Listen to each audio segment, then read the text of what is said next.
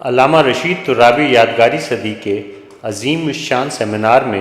عصر حاضر کی نامور خطیبہ ممتاز اسکالر محترمہ خانم سیدہ طیبہ بخاری کا خطاب۔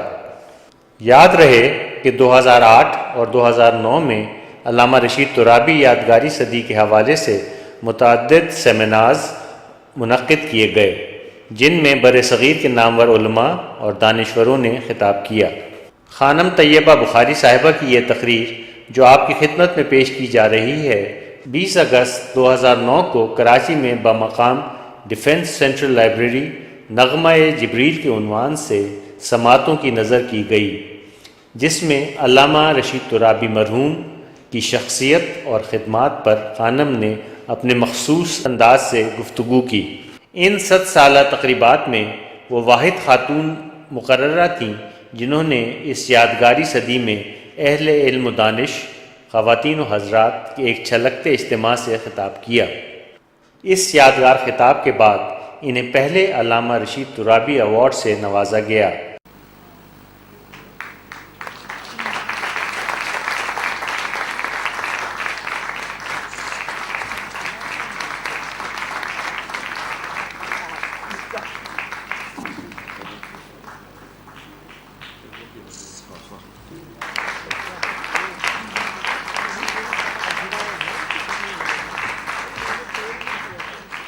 اور ایوارڈ کے ساتھ منسلک 2 لاکھ روپے کی انعامی رقم بھی پیش کی گئی۔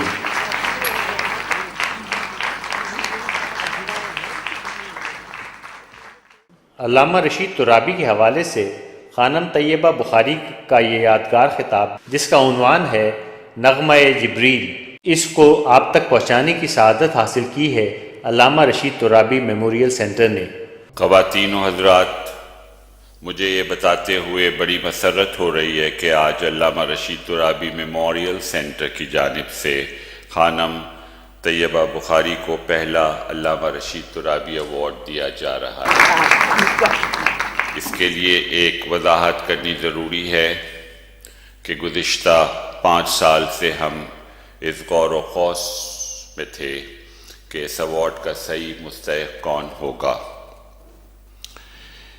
اس کے لیے ہم نے بہت سارے نام چنے اور ناموں کو شارٹ لسٹ کرتے رہے۔ گزشتہ سال جب علامہ کی پیدائش کے سلسلے میں 100 سالہ تقریبات منائی جا رہی تھیں، ان تقریبات میں ہندوستان، پاکستان کے تمام ہی بڑے ذاکرین خطباء تشریف لائے۔ علامہ رشید ترابی میں جو بات تھی، مرحوم میں اللہ ان کے درجات کو بلند کرے، وہ عظیم المثال کیفیت تھی۔ خدا ان کو رزق حسن عطا کرتا ہے اور پھر کس شان سے ذات واجب تو بہترین رزق دینے والی ہے۔ میں گزارش کروں، یہ لفظ آ گیا ہے، یہ ترکیب تو میں اس کہتا چلوں، میں نے کبھی کسی شخص سے بابا سے پیشتر اللہ سبحانہ وتعالیٰ کے لیے ذات واجب کا لفظ نہیں سنا تھا۔ پوری زندگی میں نظر بلاغت تاریخ تھی۔ دیکھو خطبے پر انہوں نے نظر بلاغت سے حد تو یہ ہے کہ ان کی شاعری کا جو مزاج بنا وہ نظر بلاغت سے بنا۔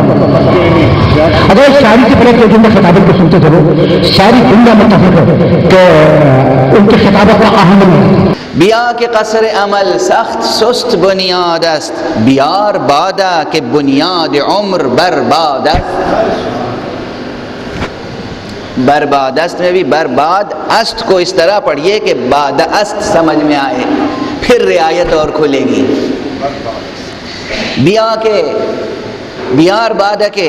بنیاد عمر برباد است۔ اب آپ لفظ تعلق کو دیکھیں اور اس شاہکار شعر کو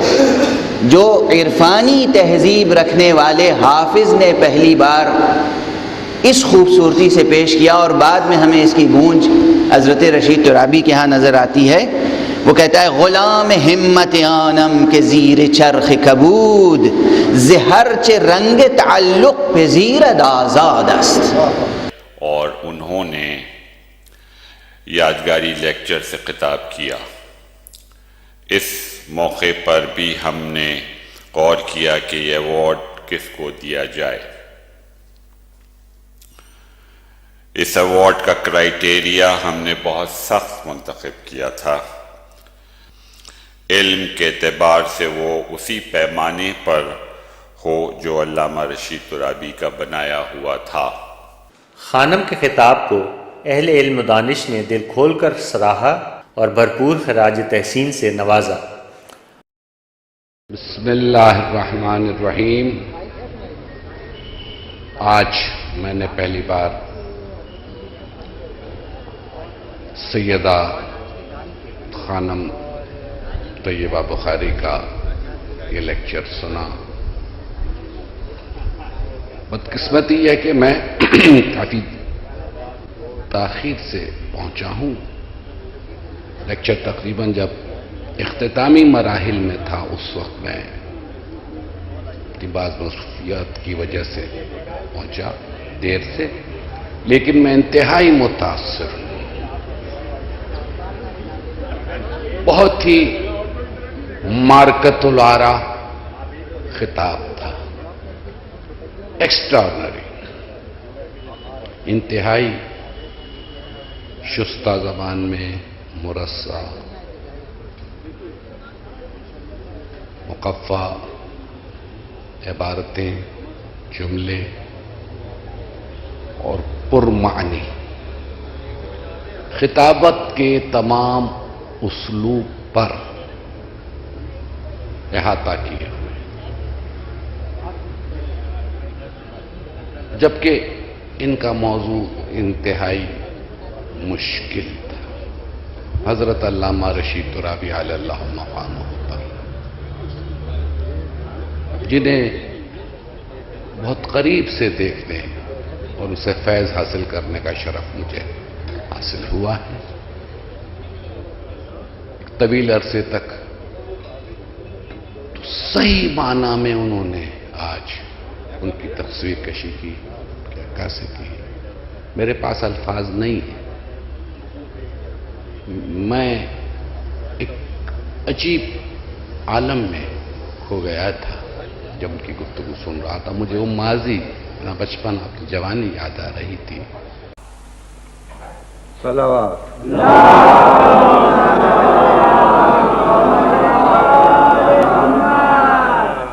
اذا تتلى علیہم آیات الرحمن خروا سجدا وبکیا، روتے روتے سجدے میں گر پڑا۔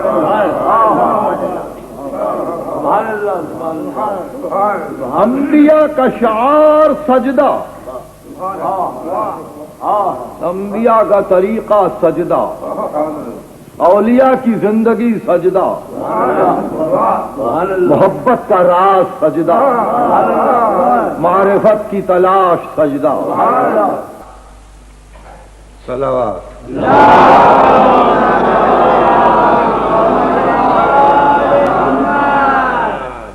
اتنی عبادت کر اپنے رب کی،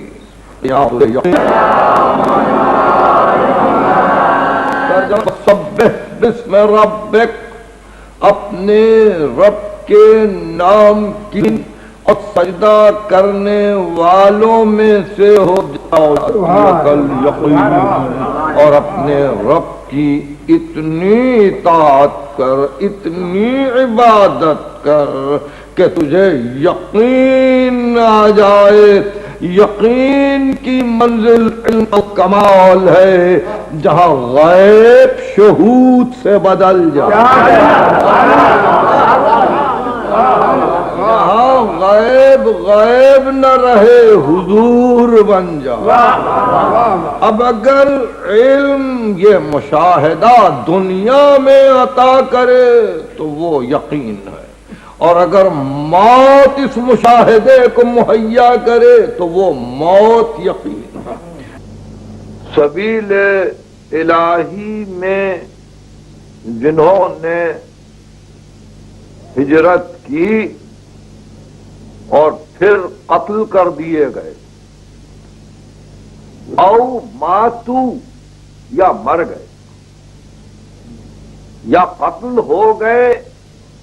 دوران ہجرت یا مر گئے، ثم قتلوا او ماتوا، تو وعدہ یہ ہے لَيَرْزُقَنَّهُمُ اللَّهُ رِزْقًا حَسَنًا، خدا ان کو رزق حسن عطا لَيَرْزُقَنَّهُمُ اللَّهُ رِزْقًا حَسَنًا، اور پھر اس شان سے وَإِنَّ اللَّهَ لَهُوَ خَيْرُ الرَّازِقِينَ، اور ذات واجب تو بہترین رزق دینے والی ذات ہے۔ اب آپ کے سامنے پیش کیا جا رہا ہے نغمہ جبریل کے عنوان سے عصر حاضر کی نامور خطیبہ محترمہ خانم طیبہ بخاری صاحبہ کا خطاب۔ اعوذ باللہ من الشیطان اللعین الرجیم، بسم اللہ الرحمن الرحیم، الحمد للہ الذی ہدانا لہذا وما كنا لنهتدي لولا أن هدانا الله لقد جاءت رسل ربنا بالحق والصلاة والسلام على سيد أصل ما في الوجود سر لا في كل موجود نقطة دائرة الوجود صاحب لواء الحمد والمقام المحمود ابی القاسم المصطفى محمد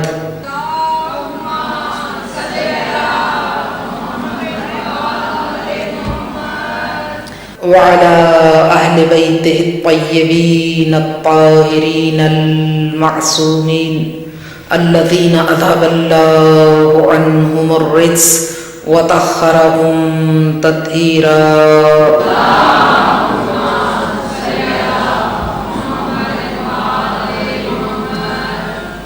أما بعد فقد قال الله تبارك وتعالى في كتابه المجيد بسم الله الرحمن الرحيم أليس منكم رجل صلوات۔ As you all are well aware that we have gathered here amongst great linguists, scholars, intellectuals, visionaries, journalists, and people from all walks of life to respective fields, and their presence here adds more value and meaning to our life. I am greatly thankful to all guests who have squeezed out time from their tightly packed schedule to be here with us, and also thankful to the organizers of this seminar. May God bless us all in our efforts and help us to stay steadfast in this way. Ameen.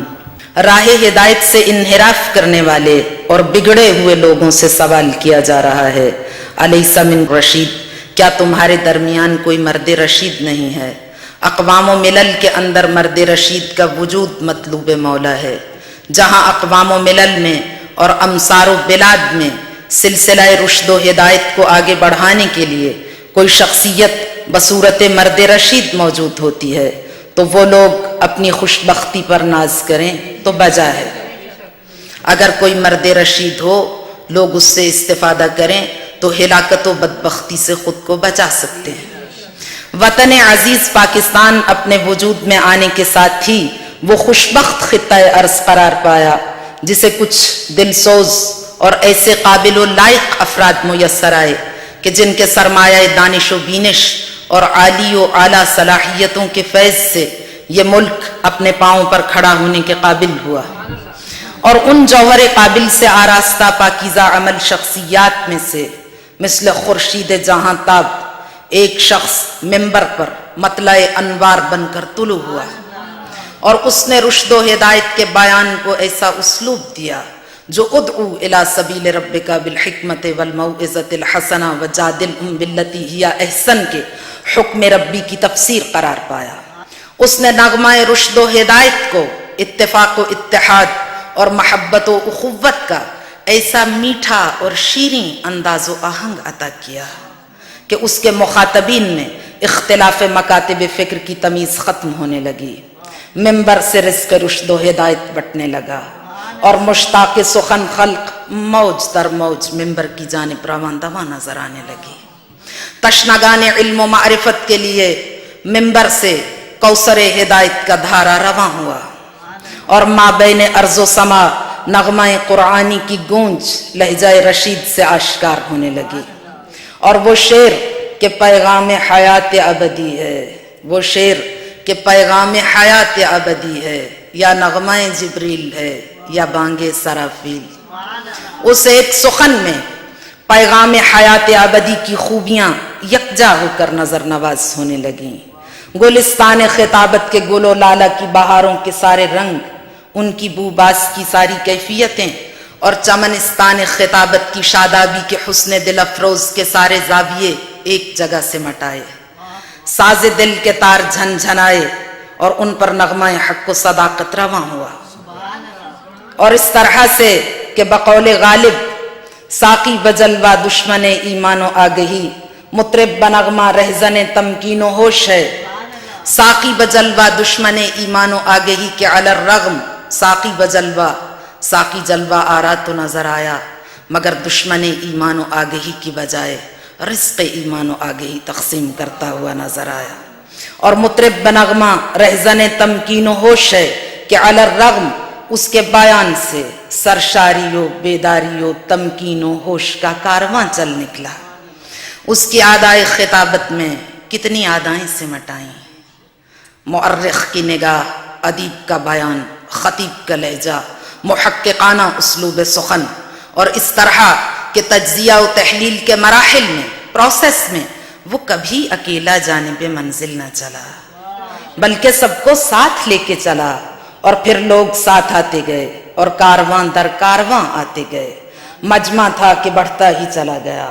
اور منبر کا اوج ثریا کی بلندیوں کو چھونے لگا۔ اور وہ پیغام جو انسانیت کی فلاح و سعادت کے لیے لوح محفوظ سے قلب مصطفیٰ پر اتارا گیا تھا،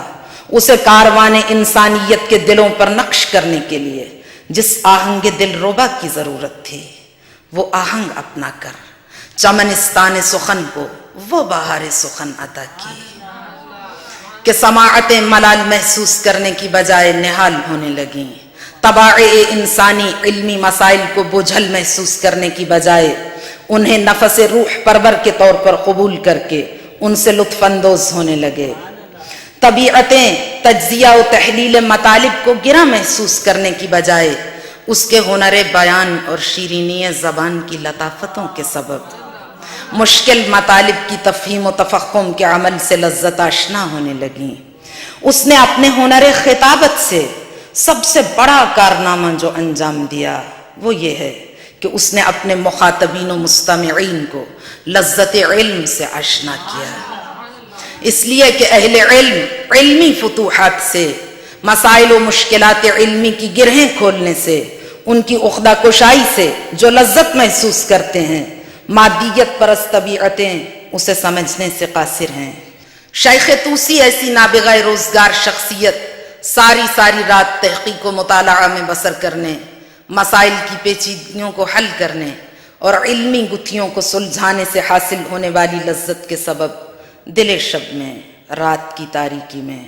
جب ساری دنیا سو رہی ہوتی تو لذت علم سے سرشار و بے قرار ہو کر اپنے حجرے کا دروازہ کھول کر آواز دیتے، این الملوک و این ابناء الملوک، کہاں ہیں بادشاہ اور کہاں ہیں بادشاہ زادے؟ خواب غفلت میں نیند کے مزے لینے والے لذت علم سے بے بہرا ان لوگوں کو، ان بادشاہوں کو، ان صاحبان تخت و تاج کو کیا خبر کہ لذت علم کی کیفیتیں کیا ہوتی ہیں۔ مرغ و ماہی سے سجے ہوئے دسترخوان سے آگے بھی لذتوں کے جہان آباد ہیں، ان کو کیا پتا۔ جہاں شاہوں کو اذن کفش برداری نہیں ملتا، وہاں تاج و نگیں طبل و نشاں بخشا گیا ہم کو۔ آج ذکر ہے اس شخص کا جسے اقلیم سخن کا تاج و نگیں اور طبل و نشاں عطا کر کے خورشید جہاں تاب کی صورت مطلع منبر کربلا سے ابدی سعادتوں کے نقیب اور ظلمت شکن صداقتوں کے خطیب کی حیثیت سے رازدار نغمہ جبریل بنا کر ابھارا گیا۔ نغمہ جبریل یعنی مشیت کی وہ صدا جو پیغمبروں کے ذریعے قافلہ نوع بشر کے افراد کی سماعتوں پر دستک دے کر انہیں وادی عمل میں اترنے کی دعوت دیتی ہے۔ نغمہ جبریل وہ صدا جو پیغام کی روشنی اور پاکیزگی سے رہروان حق و صداقت کے باطن کو روشنی اور نور سے بھر دیتی ہے۔ نغمہ جبریل جس کا خرام باد صبا کو شرمائے، جس کی تاثیر قلب مردہ کو زندہ کرے، جس کی موج لفظوں میں اترے تو مشیت حق کی ترجمانی کرے، جس کا تموج ہفت افلاک کی بلندیوں سے لے کر زمین کی وسعتوں تک کی فضاؤں میں ارتعاش پیدا کرے، جس کا اوج سدرۃ المنتہا کی بلندیوں کو تہے دام کرتا ہوا نظر آئے، جس کا شوق کوثر کے کنارے ساقی کوثر کے دیدار کے منظر کو مجسم کرے۔ نغمہ جبریل وہ صدا جو سرچشمہ نور سے ابھرتی ہے اور موج نور کے ساتھ سفر کرتی ہوئی سرزمین قلب میں اتر کر نور اور تجلیات کی فصل اگاتی ہے۔ نغمہ جبریل وہ صدا جس میں جہان صوت و صدا اور جہان مطالب و معانی یکجان ہو جائیں، جس کے محض مطالب بھی منفرد نہ ہوں بلکہ جس کا آہنگ اور ردھم بھی منفرد ہو۔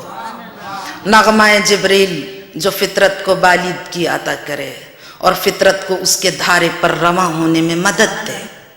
نغمہ جبریل یعنی فطرت کے ساتھ خالق فطرت کی سرگوشی۔ نغمہ جبریل وہ صدا کہ تقدس و پاکیزگی اور نور ہدایت کے منظروں سے جس کا انعکاس ہو۔ نغمہ جبریل کنایا ہے سیل نور کا جو لباس صوت و صدا میں ڈھل کر رواں ہو۔ کنایا ہے مسئولیت بردوش زندہ ضمیر لوگوں کی جانب انتقال فکر کا۔ نغمہ جبریل کنایا ہے، رمز ہے، یہ لفظ استعارہ ہے، یہ ذریعہ ہے احساس مسئولیت سے سرشار ان باہمت اور زندہ و تابندہ فکر رکھنے والی شخصیات کی جانب توجہ کو منتقل کرنے کا جو فکر کے نمائندہ ہوتے ہیں۔ نغمہ جبریل کنایا ایسے کلام کے لیے جس کا مصدر پاکیزہ، تنزیل من حکیم حمید، مصدر سے لے کر جانے والا سفیر پیغام، امانت میں خیانت نہ کرنے والا، نزل بہ الروح الامین علی قلبک، ایسا پیغام جس کا سفر عنایات الہی سے مکمل ہو اور جو شیاطین کی دستبرد سے صحیح و سالم و محفوظ رہے۔ لا یاتیہ الباطل من بین یدیہ ولا من خلفہ، یعنی مبدا سے لے کر مقصد تک پیغام کے تمام مرحلوں میں لطف پروردگار کے سارے رنگوں کی قوس قزح جگمگا اٹھے تو نغمہ جبریل کا منظر مجسم ہوتا ہے۔ نغمہ جبریل جو لطف الہی کی برسات لے کر سرزمین قلب پر وارد ہو اور سرزمین قلب میں جرأت، ہمت، ولولہ، حرارت، جوش، جذبہ، عدالت اور شجاعت ایسی صفات جمال و کمال کی آبیاری کرے۔ یہی نغمہ بانگ سرافیل میں منقلب ہوتا ہے، خواب غفلت سے جگانے کا عمل، اور جن کے دل سنگ و خشت ہو جاتے ہیں ان کے لیے بانگ سرافیل کو سورہ اسرافیل میں تبدیل ہونے کے مرحلے سے قیامت کی ہولناک تباہی کے منظروں کو منظر نگاہ پر لانا ہے، جس میں کفر سوز بجلیوں کے لپکتے ہیں، باران رحمت کی برسات میں، تسلسل میں تراوش زندگی، اور اسی کے اندر بجلیاں چمک رہی ہیں، کفر سوز لپک رہے ہیں جن کو دیکھ کر شیاطین لرز رہے ہیں۔ وہ خطیب قافلہ کربلا کا حدی خاں ہے جس کی حلم مبارز کی آواز سے فضاؤں میں ارتعاش ہے۔ یہ خطیب حلم ناصرین ینصرنا کی آواز کو دلوں تک پہنچا کر ان سے جذبہ نصرت کی وہ امواج ابھارتا ہے جو صوت و صدا کے لہجوں میں ڈھل کر فضاؤں کو لبیک کے نعروں سے معمور کرتی ہیں۔ بانگ سرافیل مبدا سے سفر معاد کی جانب یہ نغمہ آواز دیتا ہے، الیوم یوم العمل، آج کا دن عمل کا دن ہے۔ یہ نغمہ جبریل ہے۔ وغدن الحساب، اور کل قیامت کا دن حساب کا دن ہے، یہ بانگ سرافیل ہے۔ نغمہ جبریل کنایا ہے، یہ فرشی نہیں عرشی آواز ہے۔ یہ نغمہ فراز عرش سے اترا ہے تو فنا پذیر نہیں ہے، یہ انقطاع و فنا سے دور ہے، لا ریب بھی ہے، بے عیب بھی ہے، جاری و ساری بھی ہے، اس میں فاتو بصورت من مثلہ کا عکس بھی ہے۔ یہ شان کلام معجزہ بیان سے آراستہ ہے، اس کے اوج میں، اس کے عروج میں، ذوق و شوق میں کہیں قرآن کی نغمہ سرائی، کہیں حدیث کی لب کشائی، کہیں منبر مشیت سے نشر ہونے والی حدیث قدسی کے بیان کی دل ربائی، کہیں منبر سلونی سے دون کلام الخالق فوق کلام المخلوق کے اعزاز سے آراستہ نہج البلاغہ سے لفظ لفظ کی آشنائی، نغمہ جبریل پورا لہجہ رازدان مشیت حق بن کر سماعتوں سے ہم کلام ہے، مشیت کی ادائیں اور ترجمان مشیت معصومین جو قول و فعل و تقریر کے ہر مرحلے میں ذات حق کی مشیت کے مظہر ہیں، ان کی زندگی کے رنگوں کو اپنی آنکھوں میں بسا کر اور ان کے کردار و عمل کی خوشبوؤں کو اپنے لہجے میں اتار کر جو معاشرے سے ہم کلام ہو، اس کی تقریر نغمہ جبریل کا وہ آہنگ ہے، وہ سوز و گداز ہے اور وہ راز و نیاز ہے جس کے ایک جانب ذات واجب اور اس کی حکمت کے شہکار معصومین ہیں، جس کے دوسری جانب طالب ارشاد و ہدایت قافلہ انسانی ہے، اور درمیان میں یہ نغمہ جبریل جس کا ایک سرا عرش سے متصل ہے، جس کا دوسرا سرا مخلوق سے مرتبط ہے۔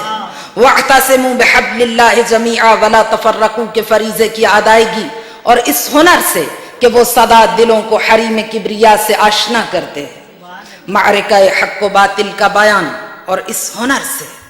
کہ باطل کے خلاف للکار کا شجرہ نصب ضربت ذوالفقار کی جھنکار سے ہم آہنگ ہو،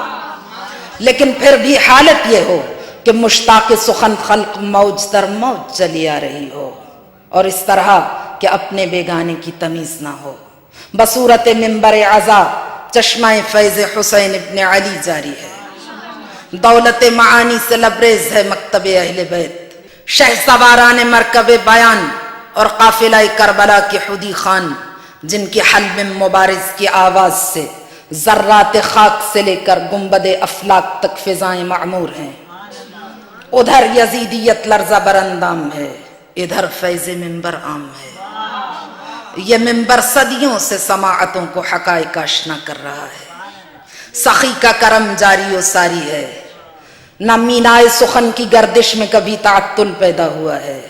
نہ سماعتوں نے کبھی بے طلب نظر آنے کی جسارت کی ہے، نہ ساقی میخانہ معرفت نے کبھی بخل کا مظاہرہ کیا ہے، اور نہ رند بادہ خار میں کبھی بے طلبی کے آثار نظر آئے ہیں۔ حالات بدلتے رہتے ہیں لیکن فیض کا دھارا کبھی رکا نہیں، کبھی موسموں کی بے مروتی کا شکوہ نہیں کرتے، کبھی بے مہری عالم کا گلہ نہیں کرتے، کبھی لشکر اور تخت و تاج کی ہیبت سے مرعوب نہیں ہوتے، کبھی حکمرانوں کی عطا و جفا کو خاطر میں نہیں لاتے، جیلوں، زندانوں، سولیوں اور جلادوں کے ہاتھوں میں چمکتی ہوئی تلواروں کو نگاہ غلط انداز سے دیکھتے ہوئے آگے بڑھتے چلے جاتے ہیں۔ متاع لوح و قلم چھن بھی جائے تو حسن بیان کی قوس قزح سے افق دل و دماغ پر طلوع ہونے والے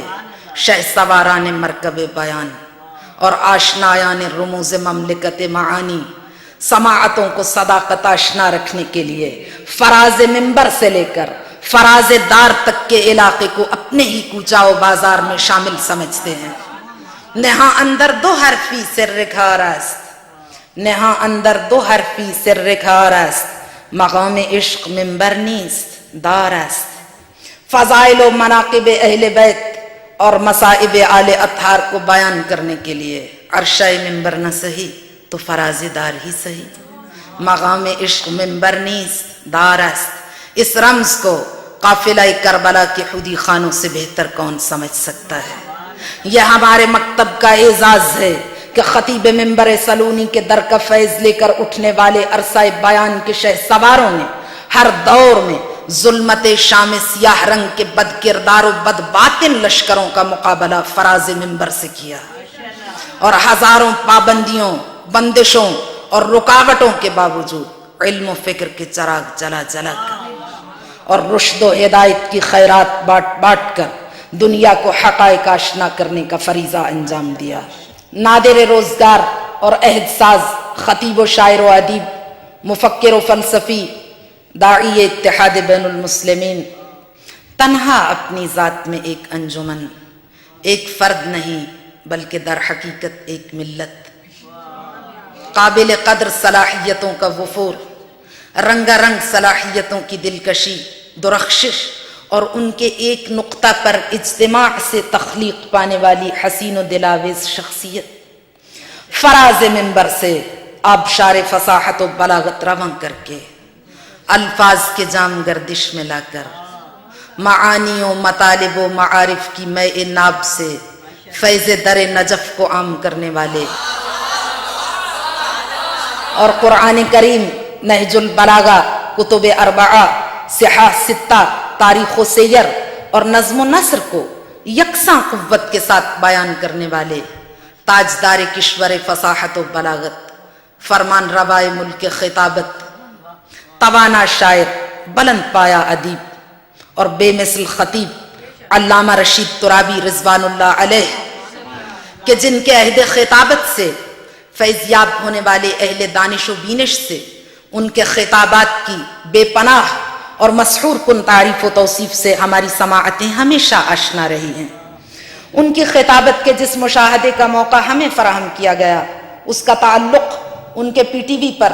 شام غریباں کے ان خطابات سے ہے جو رزق، سجدہ اور یقین کے عناوین کے تحت انجام پائے ہیں۔ یہ شہکار خطابات ان کی تقریر دل پذیر کی تاثیر، ان کی ذہانت کے اعتراف اور ان کی وسعت مطالعہ سے آشنائی کے لیے کافی و وافی ہیں۔ ان کا اپنے مضامین پر مکمل عبور، مضامین کے اجمال و تفصیل کی نزاکتوں پر مکمل نگاہ اور ان پر مکمل اور بھرپور گرفت کے ساتھ ساتھ صوت و صدا کے تناسب، لہجے کے اتار چڑھاؤ اور بیان پر کنٹرول کا وہ عالم کہ زبان سے نکلتے ہوئے الفاظ کی رگوں میں زندگی کی رو دوڑتی ہوئی نظر آنے لگے۔ یہ خطابت کا وہ معجزہ ہے جو خاص طور پر قدرت کی جانب سے ایک فرد فرید کو ارزانی کر کے اسے عرشہ منبر پر ذوفشاں کر دیا گیا۔ پھسے آئینے تھوتھی صفت ہم داشتے اند، ان سے استاد ازل گفت ہم ان می گویم۔ جی ہاں، بلا شبہ یہ گفتگو ایک ایسے صاحب علم و فن، عبقری انسان اور نابغہ روزگار شخصیت کے بارے میں ہے کہ اس کے گوناگون صفات اور رنگا رنگ صلاحیتوں کے مطالعہ کے بعد یہی کہا جا سکتا ہے کہ یہ انتظام قدرت ہی تھا کہ یہ فرد فرید جب بصورت مرد رشید منبر پر ذوفشاں ہو تو اس کے لہجے میں سرمائے خاک نجف کی بینائی بولنے لگے۔ یہ چہرے پخاک مل کے در بو تراب کی جب ترابی بن کر ابھرے تو میزان عقل و خرد پر حقائق کے گوہر تولنے لگے۔ اس کا پیکر بربت دست مشیت بن کر جہان تگ و دو میں دل فطرت کو گدگدائے اور وہ برسر منبر آ کر نغمہ ساز ازل کچھ اس شان سے گنگنائے کہ فضائیں پھر نغمہ جبریل کے ارتعاش سے آشنا ہونے لگیں، پھر فضائے دہر اس نغمہ حیات کی نغمگی سے مشکبار ہونے لگے۔ ایک مرتبہ پھر مشام جاں اس مشک نافع عنبر سرشت سے معطر ہونے لگے کہ جس کا مصدر و ماخذ نافع غزال ختن نہیں بلکہ قلب مصطفیٰ ہے۔ وہ شمیم جاں نواز کہ جس کا مرکز و منبع اور سرچشمہ فیض قلب مصطفیٰ ہے، وہ دل کی دھڑکنوں سے ابھرتی ہوئی صد نازش موج مشک عنبر سرشت خوشبو کے جھونکے، موج صبا کے خرام ناز کے ساتھ کائنات کے بام و در پر اپنی زندگی ساز دستک کے ساتھ مشام جاں کو راز بقا سے آشنا کریں۔ اس طرح آواز لوح محفوظ سے لے کر قلب مصطفیٰ تک کی فضائے عالم میں پیغام مشیت لانے والے جبریل کے پروں کی آواز کے نغمے کی گونج بن کر پھر فضاؤں کے سکوت کو توڑے، پھر کائنات کے سناٹوں میں ہلچل پیدا کرے، ایک مرتبہ پھر ہواؤں کو تکان دیتی ہوئی، دلوں کو مرکز مہر و وفا کرتی ہوئی، حریم کبریا سے آشنا کرتی ہوئی یہ آواز خواب گراں سے اٹھا کر موت کی آغوش سے زندگی کو ابھارے اور قلب مسلم کو زور بازو حیدر اور قوت قلب حسین کی روشنی عطا کرے۔ یہ انتظام قدرت ہی تھا کہ وہ فرد فرید بصورت مرد رشید منبر پر ذوفشاں کر دیا گیا اور اسے یہ کمال سونپا گیا کہ وہ منبر کربلا کے خطیب کی حیثیت سے آمادہ تکلم ہو اور خانوادہ عصمت و طہارت کے در سے جاری ہونے والے چشمہ معرفت کی حیات بدوش مے ناب کو کربلا کے خون رنگ منظروں سے کشید کی گئی صداقتوں کے پہلو بہ پہلو اس طرح دنیا کے سامنے پیش کرے کہ جہاں مخاطبین و مستمعین کے افکار فکر اہل بیت سے تابدار ہوں، وہاں ان کی آنکھیں کربلا کے بے پناہ مصائب پر اشکبار بھی ہوں، اور ماتم گساران کربلا کے دلوں کی دھڑکنوں کے پیغام سے ہر کلمہ گو اس طرح آشنا ہو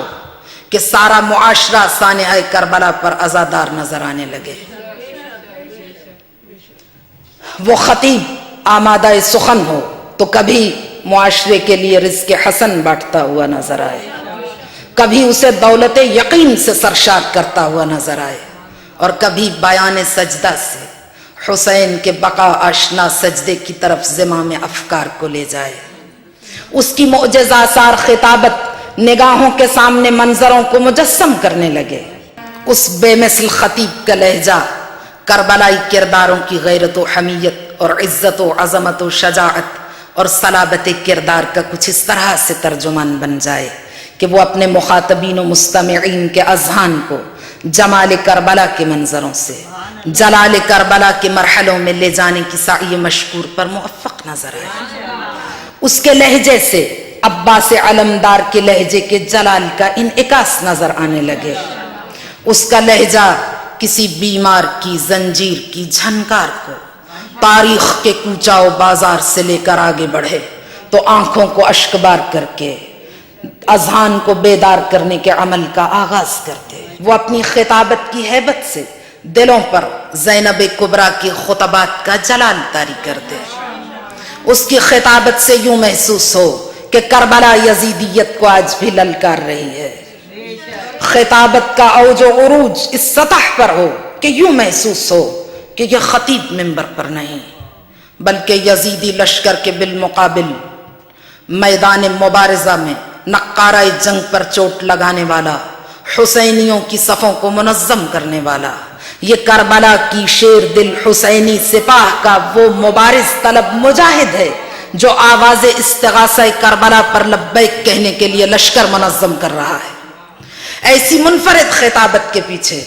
جو ہماری قوم کے اس نابغہ روزگار خطیب فرد فرید اور مرد رشید کے حصے میں آئی، منفرد انداز میں مختلف النوع صلاحیتوں کے حسین امتزاج کا وہ وفور ہے جو کبھی کبھی اور کسی کسی کو ارزانی ہوتا ہے۔ ان سعادت بزور بازو نیست تھا نہ بخشت خدا یہ بخشندے، ہزاروں سال نرگس اپنی بے نوری پر ہوتی ہے، بڑی مشکل سے ہوتا ہے چمن میں دیدہ ور پیدا۔ وہ اپنے جہان دل کے اندر موجود جذبات و احساسات کے تموج کو اپنے لفظوں کی گرفت میں دے کر ان سے لہریں تشکیل دیتے تھے۔ وہ اپنے بیان کی تلاطم خیزیوں کے ساتھ مخاطب کے سفینہ فکر و نظر کو گرداب ہلاکت سے نکال کر ساحل آشنا کرنے کی تمنا سے لبریز نظر آتے تھے۔ ان کے پاس یہ ہنر تھا کہ وہ مخاطب کو تعصبات کے دائروں سے نکالنے کی سعی مشکور کے ساتھ اسے عقیدہ توحید و رسالت و امامت کی روح کو میزان عقل پر جانچنے کے عمل میں شریک کرتے تھے۔ سننے والے قائل ہوتے تھے یا اگلا بیان سننے پر مائل ضرور نظر آتے تھے، اور یہ خود اس بات کی دلیل ہے کہ وہ در دل پر دستک دینے کے عمل میں کامیاب تھے۔ بعض لوگوں کا خیال ہے کہ علامہ رشید ترابی کی تقاریر کے موضوعات نئے تھے۔ اس خیال کی وجہ ان خزانوں سے غمز نظر ہے جو علامہ کی تقاریر کا ماخذ تھے، جبکہ وہ اپنے ماخذوں کا پتہ تو ساتھ ساتھ بتاتے چلے جاتے تھے۔ قرآن کریم، نہج البلاغہ، احادیث معصوم ماخذ اور میخانے مدینہ و نجف، کاذبین و خراسان و کربلا۔ میر انیس نے عروس سخن کو سنوارا اور علامہ رشید ترابی رضوان اللہ علیہ نے عروس خطابت کو سنوارا۔ اور اگر ہم عروس سخن سے مراد خطابت کو لیں تو میر انیس کے شعر کو علامہ کے نام کے ساتھ پڑھیں تو بے جا نہ ہوگا۔ کسی نے تیری طرح سے اے انیس، کسی نے تیری طرح سے اے انیس عروس سخن کو سنوارا نہیں ہے۔ علامہ رشید ترابی کا منبر سے اپنے پیش کردہ مفاہیم کو تجسیم کے یعنی تجسم عینی کے مرحلے تک لے آنے کا کمال خدائے سخن میر انیس اعلی اللہ مقامہ کے اس کمال کی مانند تھا جس میں ان کا کلام منظر بیان کو نگاہوں کے سامنے مجسم کرتا ہوا نظر آتا ہے۔ مصرع ہی یوں معلوم ہوتا ہے کہ شمشیر زن سپاہی دادے وغا دے رہے ہیں۔ چنانچہ وہ خود بھی اس کیفیت بیان کو بڑے اعتماد سے یوں پیش کرتے ہیں۔ ان کا مشہور کلام ہے یا رب چمن نظم کو گلزار ارم کر، اس میں وہ کہتے ہیں مصرع ہو سفارا صفت لشکر جرار، الفاظ کی تیزی کو نہ پہنچے کوئی تلوار، نقطے ہوں جو ڈھالیں تو الف خنجر خونخوار، اور مد آگے بڑھیں برچیوں کو تول کے ایک بار، غل ہو کبھی یوں فوج کو لڑتے نہیں دیکھا، اور مقتل میں رن ایسا کبھی پڑتے نہیں دیکھا۔ اور ان کا ایک اور کلام نمک خانے تکلم ہے فصاحت میری، اس میں وہ کہتے ہیں قلم فکر سے کھینچوں جو کسی بزم کا رنگ، قلم فکر سے کھینچوں جو کسی بزم کا رنگ،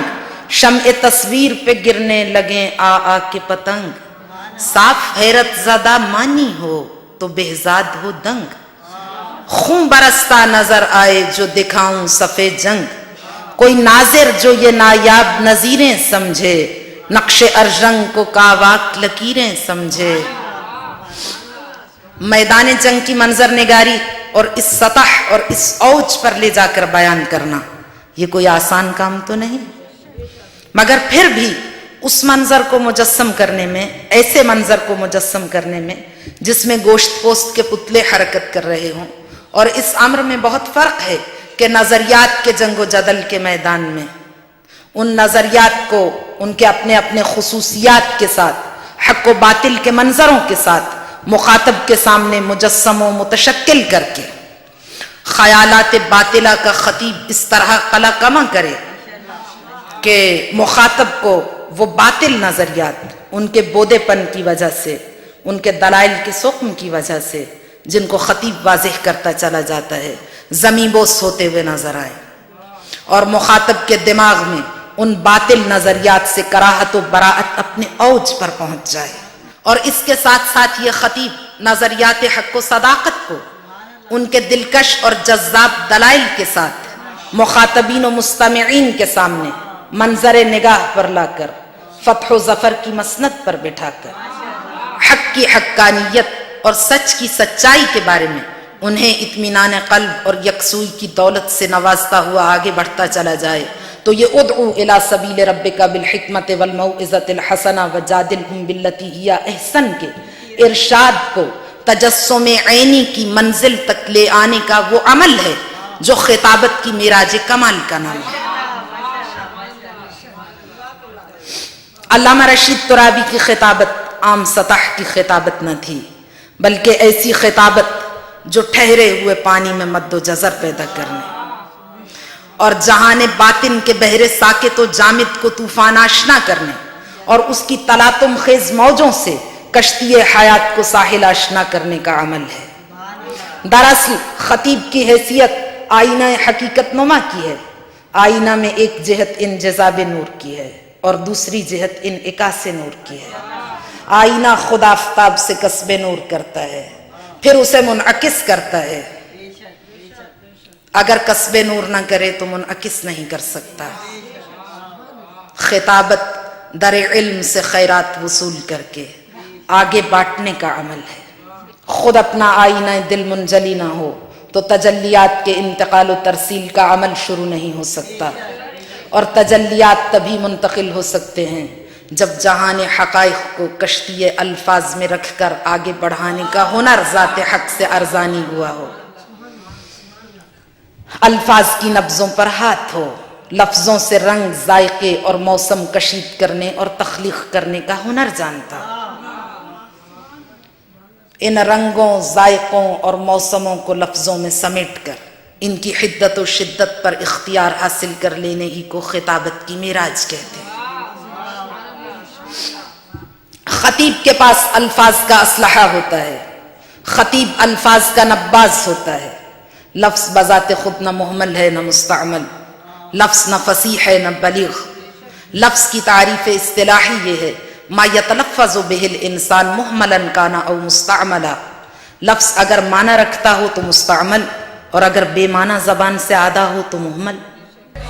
صدا کے زیر و بم سے موجود و معدوم ہونے والے صوتی دائروں کی شکلوں ہی کو لفظ کہا جاتا ہے. ان دائروں اور ان لفظوں کی فصاحت و بلاغت بذات خود کوئی مفہوم نہیں رکھتی جب تک کہ یہ اپنے معانی سے متعلق ہو کر نظر نہ آئیں. جب تک محمل الفاظ میں لیلائے معانی کی درخشش نظر نہ آئے اس وقت تک لفظ آبرومند نہیں ہو سکتے. اور جب تک تاکہ الفاظ میں شمع معنی کی جلوہ ریزیاں ظہور پذیر نہ ہوں اور الفاظ کی رگوں میں معانی کا خون زندگی بن کر نہ دوڑے یہ مردہ ہیں. شہر معنی لفظوں کے بغیر آباد نہیں کیا جا سکتا اور خیمہ لفظ میں قندیل معنی روشن کیے بغیر بیان کی بستی بسائی نہیں جا سکتی. یہی وجہ ہے کہ ہمیں لفظ و معنی یکجان نظر آنے لگے ہیں. یہ لازم و ملزوم لگنے لگے ہیں. ان کا تناسب چولی دامن کا ساتھ بن گیا ہے. اور بقول جوش سخن ہوتا نہ کبھی طرز سخن کی بنیاد، ہوتا نہ کبھی گلوں میں ساز ارشاد، خوبان معانی پہ چھری چل جاتی انسان اگر الفاظ نہ کرتا ایجاد. بظاہر گنگ اور ساکت و جامد الفاظ خطیب کے پاس جا کر متحرک، زندگی سے سرشار اور انقلاب آفرین قوت میں تبدیل ہو جاتے. خطیب آمادہ سخن ہوتا ہے تو الفاظ کے لشکر دلائل و براہین کے ہتھیاروں سے مسلح ہو کر آگے بڑھنے لگتے ہیں. مگر یہ ہتھیار نہ تو گردنیں کاٹتے ہیں اور نہ ہی سروں کو جسموں سے جدا کرتے ہیں، بلکہ یہ خیالات فاسدہ اور عقائد باطلہ کے اندھیروں کا اپنی تنویروں سے جگر چاک کر کے دلوں میں حقائق کی جوت جگاتے اور افق افکار پر صداقتوں کی صبح صادق لے کر طلوع ہوتے ہیں. خطیب میں اگر مرہم نظری کا وصف موجود ہو تو یہ بخیہ گری کا فریضہ بھی انجام دیتے ہیں. لفظ دل کی صدا کو دل تک پہنچانے کا ذریعہ ہے. لفظ احساسات کی آنچ کا ترجمان اور نظریات کے خزانوں کا امین بنتا ہے. لفظ جو وادی دل و دماغ سے سفر کر کے وادی دل و دماغ تک اشیاء کی صورتوں کو منتقل کرتا ہے. لفظ رابطہ نوع بشر کے درمیان، لفظ رابطہ خالق کا مخلوق کے ساتھ.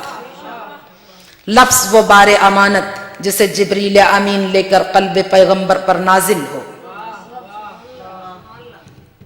لفظ جو لوح محفوظ پر تقدیر ارض و سماوات بن کر چمکے،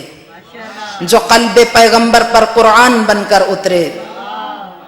منبر سلونی سے آبشار بلاغت بن کر رواں ہو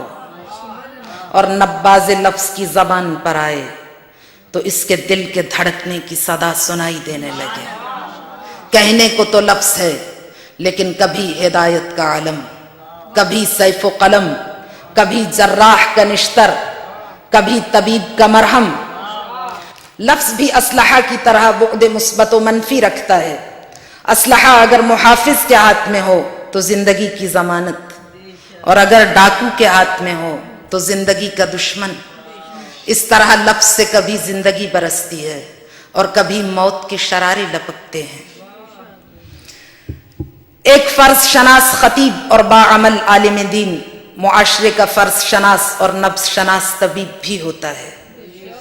وہ معاشرے کا نباز ہونے کے ناطے صرف حسن بیان کا جادو جگانے سے سروکار نہیں رکھتا، بلکہ معاشرے کی بیماریوں اور مسائل پر نگاہ رکھتے ہوئے اسے ایک سرجن کی طرح سرجری کے حساس لمحات سے بھی گزرنا پڑتا ہے. وہ لفظوں کے نشتر سے سرجری کرتا ہے، پھر انہی لفظوں سے اسے زخموں پر ٹانکے لگانے کا کام کرنا پڑتا ہے. اور یہ تبھی ممکن ہے جب الفاظ کی نبضوں پر ہاتھ ہو. ساکت و جامد الفاظ پہلو بدلتے ہیں، ان کی رگوں میں زندگی رواں ہوتی ہے اور پھر غنیم کے مقابلے میں رجز خوانی کرتے ہوئے اپنے لشکر کے سپاہیوں کا لہو گرمانے لگتے ہیں. وہی لفظ چاقو بن کر سرجری کرتے ہیں اور پھر وہی لفظ چاک دل سینے کے لیے سوزن بخیہ گر کی شکل اختیار کر لیتے ہیں. اہل حق کی خطابت کا اپنا شجرہ نسب ہے اور یہ جا ملتا ہے نہج البلاغہ کے خالق. خطیب منبر سلونی کی خطابت سے، ایسی خطابت جو حسن لفظ و حسن معنی کا اعجاز ہے۔ الفاظ کی ترتیب سے بیان وجود میں آتا ہے، کون سا بیان زیادہ فصیح و بلیغ ہے اور کون سا کم، کون سا فصاحت و بلاغت سے عاری ہے اور کون سا وصف فصاحت و بلاغت سے متصف، اس کا تعلق بھی کبھی متکلم یعنی صاحب بیان کے مقام و مرتبہ اور کبھی اس بیان کے ساتھ سفر کرنے والے کاروان معانی و مفاہیم سے ہے۔ نسبت اگر متکلم سے ہو تو متکلم کبھی فقیہ و حکیم، کبھی مسیح و کلیم، کبھی یہ متکلم رب کریم، کبھی حامل لفظ جبریل امین، کبھی اس کا گنجینہ مصطفیٰ کا سینہ، کبھی اس کا مصدر و منبع شہر علم، کبھی باب مدینہ، اور انہی نسبتوں سے یہی لفظ کبھی وحی کہلوائے، کبھی قرآن اور کبھی حدیث۔ بیان لباس معنی ہے، معانی و مطالب کا قافلہ جو لوح خیال پر اور جہان باطن میں رواں ہوتا ہے، الفاظ اس کی تصویر کشی کرتے ہیں۔ خیالات جتنے عرفہ و اعلیٰ ہوں گے، نظریات ابہام سے اور الجھاؤ سے جس قدر مبرہ ہوں گے، اور متکلم کے باطن کا منظر جتنا شفاف ہوگا، بیان بھی اسی تناسب سے قدر و قیمت پیدا کرے گا۔ بیان چونکہ ما فی الضمیر یعنی جہان باطن کا عکاس ہے، اس لیے بیان کا بہاؤ، اس کی بلندی، اس کا اوج اور اس کا شفاف منظر ہونا یہ خطیب کے باطنی کیفیات کا غماز ہے۔ جب خطیب کا دل یقین سے خالی ہوتا ہے تو مخاطب کا سینہ تاثیر سے خالی ہوتا ہے۔ بیان کا کوثر و سلسبیل کے شفاف دھاروں کی طرح رواں ہو کر، سماعتوں کی کاریزوں سے گزر کر، قلوب و اذہان کی وادیوں کو سیراب کرنا اور زمین قلب اور جہان باطن میں عقیدہ و ایمان کی فصل اٹھانا، اور قلب و روح اور دل و دماغ کو عرفان حقائق کے لالا و گل سے مہکاتے چلے جانا، یہ خطیب کے شاداب باطن، شفاف ذہن اور عرفان حقائق سے سرشار روح کا آئینہ دار ہے۔ بیان کا اوج متکلم کے عرفہ خیالات کا، اور اس کا عمق، اس کی گہرائی متکلم کے اعماق فکر کا پتہ دیتی ہے۔ خطابت نظریات کی ترسیل کا ذریعہ ہے، خطابت خارزار عشق میں قدم رکھنے کا نام ہے، خطابت جسم و روح اور قلب و دماغ سے ہم کلام ہونے کا نام ہے، خطابت ذہن رسا اور قلب حقیقت آشنا پر تجلیات معرفت کی جلوہ گری کو زبان و بیان کے ذریعے سے مخاطبین تک پہنچانے کے عمل کا نام ہے۔ خطابت روشنیوں کی سفیر ہے، خطابت ظلمتوں کو کافور کرنے کا ذریعہ ہے، خطابت وہ جوہر ہے جو اثاثہ پیغام حق بن کر نبوت سے خراج تحسین وصول کرتا ہے، خطابت وہ ذریعہ ہے جس کے سبب پیغام کی ترسیل ممکن ہوتی ہے، یہ نبوت کی طلب ہے، یہ علم الکتاب کے وصف سے آراستہ ہو کر نبوت کی گواہی کی منزل پر ہے۔ خطابت پیغام کے حسن، پاکیزگی اور تقدس کو بیان کی نغمگی کے حوالے کر کے، پیغام کے حقائق کو صوت و صدا کے لہجوں میں اتار کر ایوان دل و دماغ کے بام و در پر حق و صداقت کی دستک کے عمل کو تیز کرنے کا نام ہے۔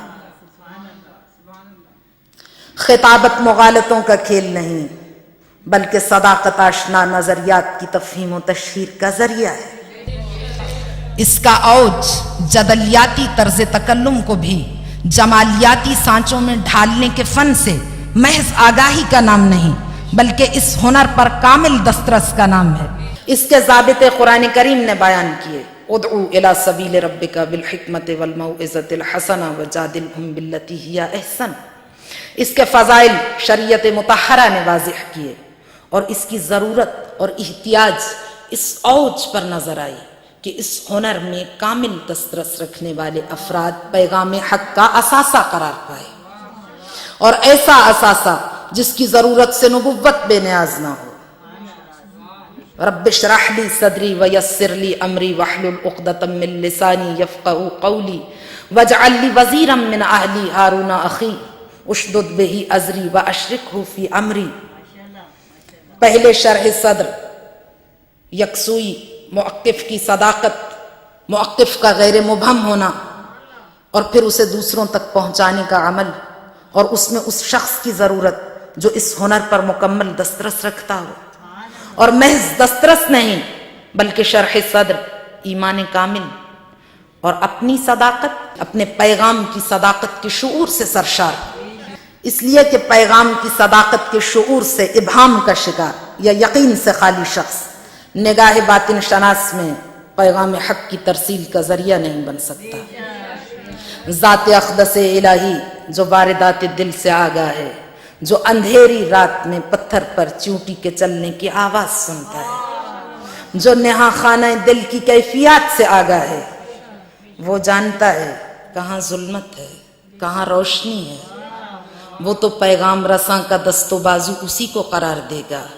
جس کے بحر قلب کی امواج پاکیزہ ہوں، جس کا شعور سطح مطلوب پر ہو، جو یقین کے اعلیٰ ترین منازل پر فائز ہو. لہذا خطیب دست و بازو بنے. جناب موسیٰ عام مددگار نہیں مانگ رہے بلکہ وصف خطابت سے متصف و آراستہ خطیب مانگ رہے، اور آقائے دو جہاں بھی اعلان نبوت کے لیے گواہ کا، شاہد کا، وزیر کا انتظار کرتے رہے. اور پھر قدرت کی جانب سے گواہ بھی عطا ہوتا ہے اور اسے منکرین کے سامنے پیش کرنے کا بھی حکم ہوتا ہے. آقائے دو جہاں کی نبوت گزشتہ نبوتوں سے ممتاز ہے، تو اس نبوت کا گواہ بھی گزشتہ نبوتوں کے گواہوں سے ممتاز ہے. یہ گواہ بھی ہے، خطیب بھی ہے، ومن عندہ علم الکتاب کا مالک بھی ہے. جناب موسیٰ کا گواہ ہارون حامل وصف خطابت ہے، تو آقائے دو جہاں کا گواہ خالقی نہج بلاغت ہے. قدرت جانتی ہے وقت آگے بڑھے گا، خطابت کے جوہر کھلیں گے. میدان وغا کشہ سوار آمادہ پیکار ہو تو لب جبریل پہ ترانہ لافتہ مچلنے لگے. خطیب منبر سلونی کی حیثیت سے آمادہ گفتار ہو تو جو قلب کو گرما دے، جو روح کو تڑپا دے. اور صفین کے میدان میں، فرات کے گھاٹ پر، پانی کے گھاٹ پر سخن تراز ہو تو شام قیامت تک آنے والی تشنہ لب روحوں کو سیراب کر دے. یہ خطیب خاتم کی شان ہے کہ دم رزم صاحب ذوالفقار خیبر میں علم کے ساتھ آگے بڑھے اور حدیبیہ میں قلم سے تحریر لکھ کے فتح مبین کا انعام پائے، اور میدان مباہلہ میں آئے تو نفس رسول بن کر. خطیب محض تہذیب کا نمائندہ نہیں ہوتا بلکہ وہ تہذیب کی صورت گری کرتا ہے. وہ اس کے پیمانے، سانچے اور اوزان معین کرتا ہے. وہ معاشرہ کی تہذیبی خوبیوں کے ورثہ کا محافظ بھی ہوتا ہے اور معاشرہ کی انگلی تھام کر اس کی رگوں میں اقدار و اصول کے احترام و حفاظت و صیانت کا تازہ خون انڈیل دیتا ہے. یہ کار انبیاء ہے. ہو سکتا ہے کسی جگہ عمدہ خطابت کی تعریف یہ ہو کہ وہ اپنی تہذیبی روایت سے جڑی ہوتی ہے، لیکن ہمارے یہاں ایک نئی تہذیب کی داغ بیل ڈالنے کے فریضہ کو انجام دینے کا نام خطابت ہے. یہ میدان نبرد میں اتر کر ذہنوں میں بسے فرسودہ نظریات سے پنجہ آزما ہوتی ہے. یہ حق و صداقت کی رجز خوانی کا نام ہے. یہ ذہنوں اور دماغوں سے مکروہ نظریات کے جالے صاف کر کے دلوں پر پڑے قفل کھولنے کا نام ہے. بعض لوگوں کا خیال ہے کہ علامہ رشید ترابی کی خطابت کی خوبی یہ تھی کہ وہ منوانے کی کوشش نہیں کرتے تھے. اظہار و بیان کے جمالیاتی پہلو کے غلبہ کی وجہ سے ان کے مخاطبین کا حلقہ وسیع تھا. یاد رکھیے گا، بلند پایا خطیب کبھی منوانے کی کوشش نہیں کیا کرتا. وہ تو سمجھانے کی بات کرتا ہے، وہ تو سمجھانے کی کوشش کرتا ہے. ماننا تو نصیب کی بات ہے. انبیاء کا کام بھی پہنچانا اور سمجھانا ہی تھا، منوانا ان کا کام نہ تھا. وما علینا الا البلاغ. قرآن کریم میں خالق کائنات نے کتنے مقامات پر نشاندہی کر دی. لوگ خطابت پر گفتگو فن کے حوالے سے کرتے ہیں، خطابت کے جمالیاتی پہلوؤں پر بات کرتے ہیں، لیکن اس حقیقت کو فراموش کر دیتے ہیں کہ ان کی خطابت کے سارے رنگ ایمان و عقیدہ کی روشنیوں سے پھوٹتے تھے۔ ان کے جگمگاتے الفاظ کی پشت پر ایمان و عقیدہ کے تجلیات تھے۔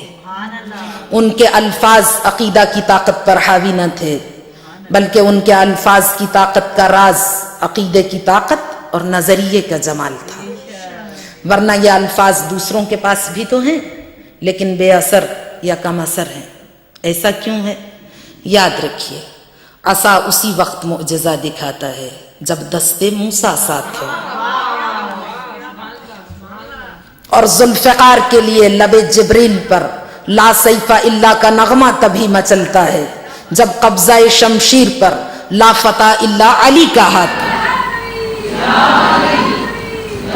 وہ منبر پر جلوہ افروز ہوتے تھے تو یوں لگتا تھا جیسے میں خانہ معرفت کا در کھل گیا ہو، اور پھر مشتاق سخن خلق چلی آتی ہے،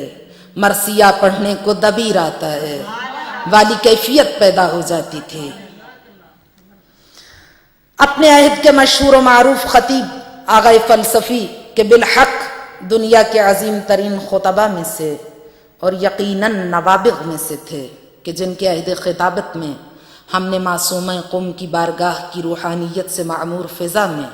حوزہ علمیہ قم المقدسہ کے فیوزات،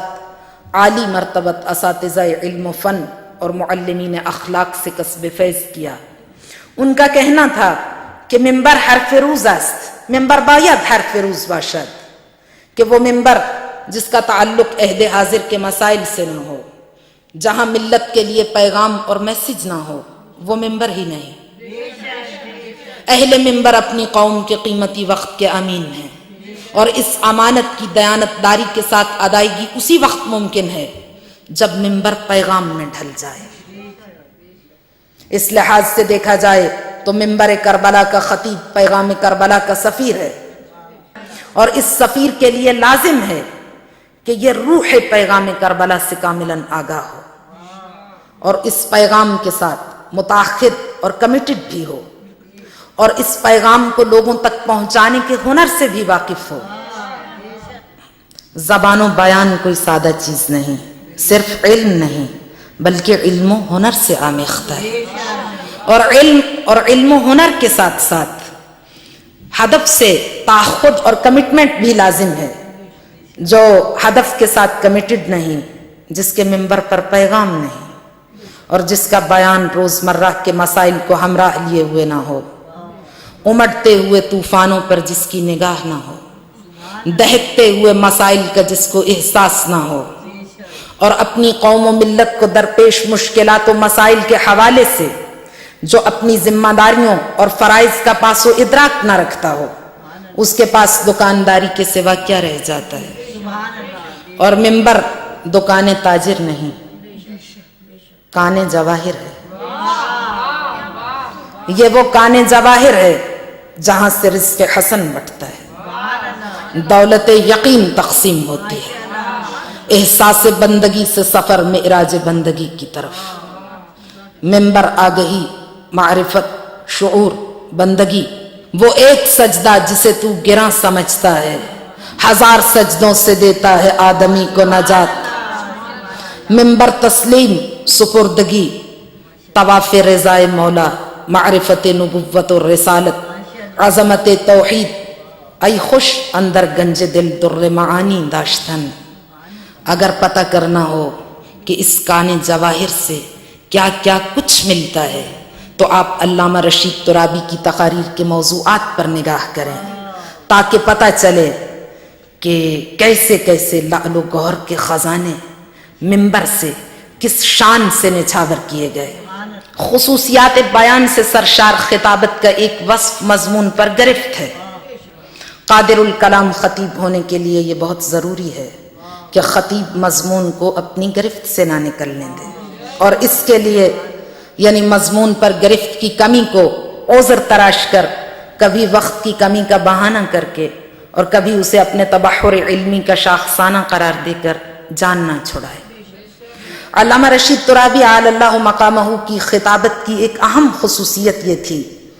کہ ان کے آج جو سینکڑوں آڈیو کیسٹس بازار میں دستیاب ہیں اور لوگوں کے پاس موجود ہیں، اور وہ شخصیات جنہوں نے بالمشافہ ان کی تقاریر سننے کا شرف حاصل کیا، سبھی لوگ اس بات کی گواہی دیتے ہیں کہ بیان مختصر دورانیے کا ہو یا زیادہ لمبی تقریر ہو، ان کا ہر بیان ایک مکمل بیان ہوتا تھا، اور وہ کبھی اپنی وسعت مطالعہ کے سبب آپ کو یہ کہتے ہوئے نظر نہیں آئیں گے کہ وقت ختم ہو گیا اور اصل بات ابھی تک شروع نہ ہو سکی۔ یہ ان کے ایک مکمل اور قادر الکلام خطیب ہونے کی دلیل ہے۔ علامہ کے اشعار ان کی طبع رسا اور فکر فلک آشنا کا پتہ دیتے ہیں۔ ان کے اشعار ان کے روشن قلب اور صافی ضمیر کے آئینہ دار ہیں۔ سینہ روشن ہو تو ہے سوز سخن عین حیات، سینہ روشن ہو تو ہے سوز سخن عین حیات، ہونا روشن تو سخن مرگ دوا میں ساقی۔ یہ ان کی حیات سرشار اور زندگی پائیدار کا ایک اور گوشہ ہے۔ ان کی شعر و سخن پر دسترس ایک جداگانہ موضوع ہے، لیکن چونکہ یہ وصف ان کے حسن خطابت اور معراج خطابت میں دخیل ہے، اس لیے یہ عرض کرنا مناسب ہے کہ ان کی فکر جن حقائق کو کھوجتی ہے، ان کی قوت بیان کس سلیقے سے انہیں گشزد کرتی ہے۔ درد اندازہ درماں سے سوا ہوتا ہے، اف وہ عقل جو نرغے میں ہو نادانوں کے، پردہ رونق بازار الٹ کر دیکھو، حسرتیں دوڑتی ہیں بھیس میں انسانوں کے۔ علامہ نے اپنے شعر کے ذریعے پردہ رونق بازار الٹ دیا ہے اور اس بازار کا نقشہ کھینچا ہے جو اس بازار دنیا کی سج دھج کے پیچھے کار فرما ہے اور انسان کے نہاں خانہ دل کے اندر سجا ہوا ہے اور معرض خفا میں ہے۔ علامہ نے خواہشات کے تگ و تاز اور ان کے سرگرم عمل ہونے کے منظر کو معرض باطن سے نکال کر سطح ظاہر پر لا کر جس چابک دستی اور قدرت بیان سے فکر و نظر کے سامنے پیش کیا ہے، اس کی داد نہیں دی جا سکتی۔ شعر اسلوب بیان کے اعتبار سے خطابی پیرایا اظہار لیے ہوئے ہے۔ پردہ رونق بازار الٹ کر دیکھو، اس سے یہ بھی ظاہر ہوتا ہے کہ یہ کسی ایسے انسان کا شعر ہے جو میزان عقل و خرد پر حقائق کے گوہر تول کر پھر انہیں مکتب انسانیت کے طالب علموں کے سامنے پوری دیانتداری کے ساتھ پیش کر دیتا ہے۔ شعر قرآن و حدیث کی تعلیمات اور احادیث نبوی کی بوباس کو اپنے اندر جذب کیے ہوئے ہے اور اپنے اندر درس اخلاق میں ہونے والی 1 گھنٹے کی مکمل تقریر کا مزہ لیے ہوئے ان کی قادر الکلامی کی گواہی،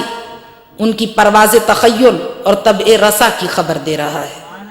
ان کے اس طرز عمل سے ان کے اطراف و جوانب کی فضا سے یہ آواز آتی ہے، شعر را مقصود اگر آدمگری است، شاعری ہم وارث پیغمبری است۔ با عرض پوزش از میهمانان ایرانی، این اشعار فارسی را میخواهم به لهجه هندی بخوانم که لهجه اقبال است، چون مردم این شبه قاره با اشعار فارسی اقبال به لهجه هندی آشنا هستند و الا اگر به فارسی صحیح بخوانم مردم این سامان چنین خواهند پنداشت که بنده فارسی بلد نیستم، لہذا شعر را مقصود اگر آدمگری است، شاعری ہم وارث پیغمبری است۔ اور وہ خود اپنے لحن کلام سے اقبال کی زبان میں یہ کہتے ہوئے نظر آتے ہیں، نغمے کھوجا وہ من کھوجا، سوز سخن بہانے ایست، سوی قطار می کشم ناقی بی زمام را۔ اور وہ لوگ جو محض حسن شعر کے دل دادا ہوتے ہیں اور مطالب کو نظر انداز کر دیتے ہیں، جیسا کہ شاعر نے کہا، اے اہل نظر ذوق نظر خوب ہے لیکن، اے اہل نظر ذوق نظر خوب ہے لیکن، جو شے کی حقیقت کو نہ دیکھے وہ نظر کیا۔ تو جو لوگ محض حسن شعر کے دل دادا ہوں اور مطالب کو نظر انداز کر کے محض محاسن شعری پر سر دھنتے ہوئے اٹھ جائیں، تو یہ حکیم نفس مرد رشید اور شاعر شیرین بیان شکوہ کرتا ہوا نظر آئے، به اون رازی که گفتم پی نبردن، به اون رازی که گفتم پی نبردند، ز شاخ نخل من خرما نخوردند. من ای میر امم داد از تو خواهم، من ای میر امم داد از تو خواهم، مرا یاران غزل خوانی شمردند. ان سعید لمحات سے بھرپور استفادہ کرتے ہوئے اور علامہ کی شخصیت کو اپنی گفتگو کا نقطہ مرکزی قرار دیتے ہوئے ہم آپ سے گزارش کریں گے کہ ان کا ظاہری تعارف تو کچھ اس طرح سے شروع ہوتا ہے جو ہمیں فراہم کیا گیا کہ جامعہ عثمانیہ سے گریجویشن اور پھر الہ آباد یونیورسٹی سے فلسفہ میں ماسٹرز کی ڈگری حاصل کی، نواب بہادر یار جنگ کے ہمراہ خطابت کا آغاز کیا، پھر پیچھے مڑ کر نہیں دیکھا، بلندیاں گردِ راہ سفر ہو گئیں، منزلیں قدم چومتی چلی گئیں، اور پھر بعد میں آنے والے رہروان قافلہ آئی شوق کے لیے خود منزل قرار پائے۔ آیت اللہ آغا مرزا مہدی پویا کی صورت میں ان کی خطابت کو محض علم کا شفاف، رواں اور شیریں چشمہ ہی میسر نہ آیا، بلکہ اس ذریعے سے ان کی خطابت کے لفظ لفظ کو باب مدینۃ العلم کی سند بھی میسر آ گئی۔ یہ سب حوالے تو ظاہری ہیں، لیکن سارا کمال تو کسی بارگاہ کے فیضان نظر اور فیض پانے والے کے ظرف مستعد کا ہے۔ صد کتاب آموزی از اہل ہنر، صد کتاب آموزی از اہل ہنر، خوشتر اندر سیکھے گیری از نظر۔ اب راہ خطابت پر انہی کے نصب کردہ سنگ میل مقتبر ہیں، انہی کے روشن کیے ہوئے چراغوں کی لو عزم سفر کرنے اور راہ شوق میں آبلہ پائی کرنے والوں کے لیے رہنما ہے۔ خطابت کے راستے پر ہمالیہ کی چوٹی سے بھی بلندتر آسمان فراز منارہ خطابت علامہ رشید ترابی کی صورت میں ذوق سفر اور شوق خطابت رکھنے والوں کے لیے ایستادہ ہے، جو ہر ذوق نگاہ رکھنے والے کو اپنے سامنے نظر آتا ہے۔ پہاڑ کی ایک خصوصیت یہ ہے کہ وہ دیکھنے والے کو خود سے بہت قریب دکھائی دیتا ہے، لیکن جوں انسان اس کی جانب بڑھنے کی کوشش کرتا ہے، اس کے لیے اس راستے کی مسافت کا بھید کھلنے لگتا ہے۔ جیسے جیسے خطبہ اس راستے پر آگے بڑھتے ہیں اور فکر و فن میں پختگی آتی چلی جاتی ہے، ویسے ویسے علامہ رشید ترابی کی خطابت کے خصوصیات کی جانب سفر کرتے ہوئے وہ منزل مطلوب اور وہ آسمان فراز منارہ خطابت اور بھی دور ہوتا ہوا دکھائی دیتا ہے۔ اس منزل کو پانے اور اس بلند چوٹی پر خیمہ نصب کرنے کی آرزو لے کر کتنے ہی اہل منبر اس دنیا سے رخصت ہو گئے۔ پہاڑ کی ایک خصوصیت اور بھی بیان کی جاتی ہے، ایک حقیقتاً بڑی شخصیت ہوتی ہے اور ایک ظاہر ساز، خود کو بڑا ظاہر کرنے والی پرفریب شخصیت ہوتی ہے۔ جو حقیقتاً بڑی شخصیت ہوتی ہے اس کی مثال پہاڑ کی ہے، اور جو خود کو بڑا ظاہر کرنے والی پرفریب شخصیت ہوتی ہے اس کی مثال سراب کی ہے۔ پہاڑ کے جیسے جیسے قریب تر ہوتے چلے جائیں اس کی عظمت، ہیبت اور بزرگی کھلتی چلی جاتی ہے، اور سراب کے قریب ہوں تو اس کا فریب کھلتا چلا جاتا ہے۔ علامہ کی مثال پہاڑ کی ہے، جیسے جیسے ان کی خطابت کا مطالعہ کریں ان کی خطابت اور شخصیت کا نقش دل پر گہرا ہوتا چلا جاتا ہے۔ پہاڑ کے اور قریب ہوں، اس کی بلندی کی جانب نگاہ کریں تو عظمت و ہیبت و جلالت دل پر طاری ہوتی ہے۔ پہاڑ کے دامن میں نگاہ باطن شناس سے دیکھیں تو معدنیات کے ذخائر منکشف ہونے لگتے ہیں اور نگاہوں کو خیرہ کرتے چلے جاتے ہیں۔ ایسے ایسے خزانے چھپے ہوئے ملیں گے جن کا تصور نہیں ہو سکتا تھا، لیکن فراز کوہ سخن سے جاری ہونے والی آبشار فصاحت و بلاغت کی مثال اور ہے۔ کنویں اور چشمے میں وجہ اشتراک یہ ہے کہ دونوں پیاس بجھاتے ہیں، اور وجہ افتراق یہ ہے کہ کنواں کبھی پیاسے کے پاس چل کر نہیں جاتا، بلکہ پیاسا خود چل کے کنویں کے پاس آتا ہے۔ چشمے کی خصوصیت یہ ہے کہ چشمہ خود چل کے پیاسے کے پاس جاتا ہے۔ پہاڑ کے دامن میں خزانے تو بہت ہوتے ہیں، لیکن وہ قد و کاوش کرنے والوں ہی کو ملتے ہیں۔ پہاڑ خود سے انہیں باہر لا کر نہیں انڈیلتا، لیکن وہ عالم جسے رب کریم نے ملکہ خطابت اور دولت سخن سے نوازا ہو، وہ اپنے اندر موجود علم کی دولت کو علم کے خزانوں کو چشمے کی مانند خود پیاسوں کے لیے تقسیم کرتا ہے، خود لوٹاتا ہے۔ منبر پر مرد رشید مثل خورشید جہاں تاب طلوع ہوا اور یوں لگا کہ فراز کوہ سخن سے آبشار فصاحت و بلاغت رواں ہو کر ہر طبقہ زندگی اور ہر مکتبہ فکر سے تعلق رکھنے والے تشنگان حقائق کو سیراب کرنے لگی۔ ان کی خطابت کے خصوصیات بے شمار تھے، مضامین پر عبور، موضوعات کا تنوع، بیان پر مکمل گرفت، اور اس طرح کہ مخاطبین کے دل خطیب کی مٹھی میں بند۔ ملکہ بیان کے تمام خصوصیات اپنے اوج کمال پر، معانی کے تناسب کے ساتھ الفاظ کا چناؤ، اشارہ چشم و ابرو اور بیان میں بلا کی ہم آہنگی، لہجے کی کاٹ، صوت و صدا کا نشیب و فراز، آواز کا روب و دبدبا، الفاظ کا شکو، زبان کی پاکیزگی اور سلیقہ اظہار میں منتہی انداز خطابت۔ ان کے لب و لہجے کے جمال نے سماعتوں کو مسحور کیا، ان کے بیان کیے ہوئے حقائق کی دلاویزی نے دلوں میں جگہ پیدا کی، ان کے طرز استدلال نے عقلوں کو مسخر کیا، اور ان کے دانش و بینش سے مالا مال بیان نے معاشرے کی اکائیوں کو سل کے وحدت میں پرونا شروع کیا۔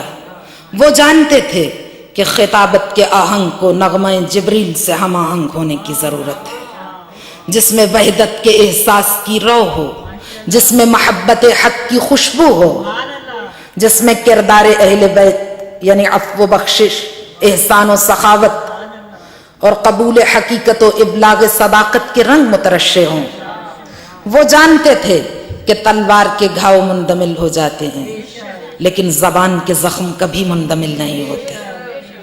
خطبہ کے لیے ایک جملے سے پرسکون ماحول کو درہم و برہم کر دینا کتنا آسان ہے،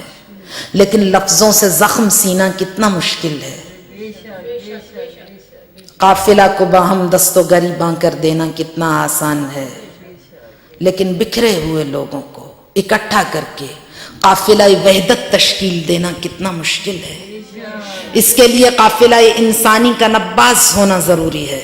فطرت شناس ہونا ضروری ہے، انسانی نفسیات سے آگاہی اور ان پر گرفت کی صلاحیت سے بہرور ہونا ضروری ہے۔ منبر کے تقاضوں میں سے ایک یہ ہے کہ قرآن و حدیث و تفسیر کے خزانوں سے آگاہی ضروری ہے، خطیب کے سینے میں معالج کا دل ہونا ضروری ہے۔ ان کی خطابت جو معاشرتی رویوں کو تشکیل دینے والی خطابت تھی، اس کی قدر اور بھی زیادہ ہو جاتی ہے جب ہم یہ دیکھتے ہیں کہ منبر سے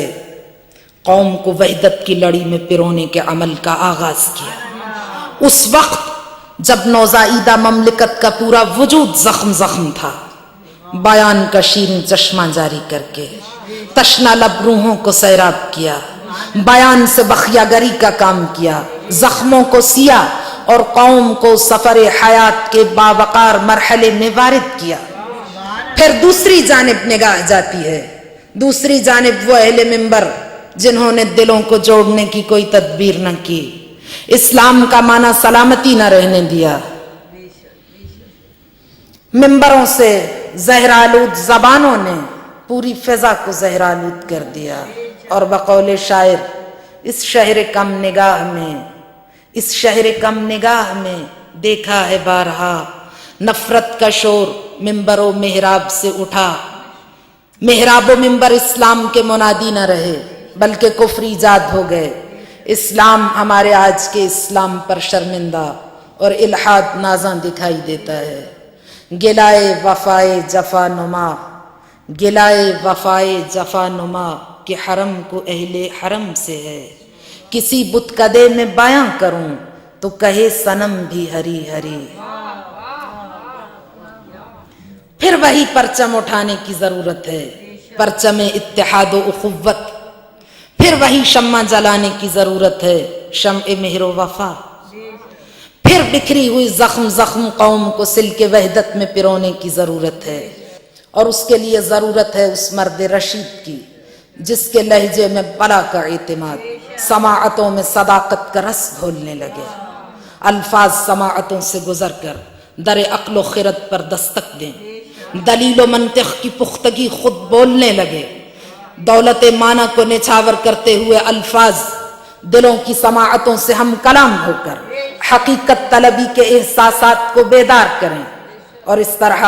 کہ ممبر خود آواز دینے لگے، ممبر خود پکارنے لگے، ہیہات ان یاتی الزمان بمثلہ ان الزمان لمثلہ لا عقیم، اے کاش زمانہ اس ایسا کوئی اور بھی پیش کر سکتا، زمانہ کسی اس ایسے کو پیش کرنے سے عقیم یعنی بانجھ اور عاجز ہے۔ وہ دولت نور بانٹتا ہوا خورشید جہاں تاب آگے اور آگے بڑھتا چلا جائے، اور پھر سر شام ادھر سے جو اوجھل ہو تو ادھر شہر علم کے در پر حاضری دے۔